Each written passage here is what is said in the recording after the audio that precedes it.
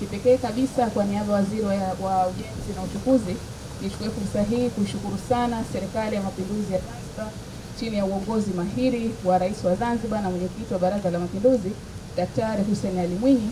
Lakini pia kipekee sana tunakushukuru Makamu wa Pili wa Rais Mheshimiwa Hemed Suleiman kwa usimamizi wako mzuri wa kusimamia shughuli zote za serikali.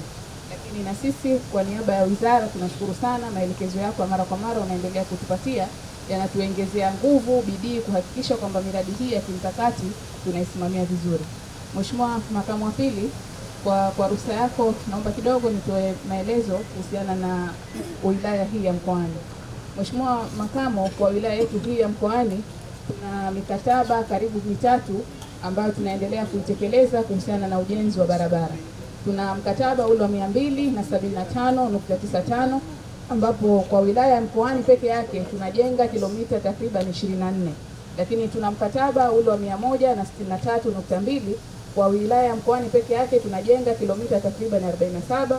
Lakini pia tuna mkataba ule wa 65.5 ambapo kwa wilaya ya Mkoani peke yake tunajenga kilomita 17. Kwa hiyo kwa ujumla kwa wilaya hii ya Mkoani tuna kilomita karibu 88 ambazo zinajengwa, kilomita 24 zipo katika hatua kupigwa lami na nyingine zinaendelea kwa hatua tofauti. Lakini Mheshimiwa Makamo, katika eneo hili kuna changamoto ambazo zilijitokeza ikiwemo suala la fidia. Kuna nyumba takriban 28 ambayo ripoti yake sasa hivi ipo Wizara ya Fedha, lakini pia kuna nyumba ambazo zimepata athari katika maeneo tofauti ya barabara ambazo zilizoko hapa. Sisi kama wizara tayari tumeshafanya tathmini ya kuzitambua nyumba hizo na timu ya wataalamu ipo katika maeneo mengine, lakini baina ya leo au kesho itafika katika maeneo haya kwa ajili ya kuyatambua.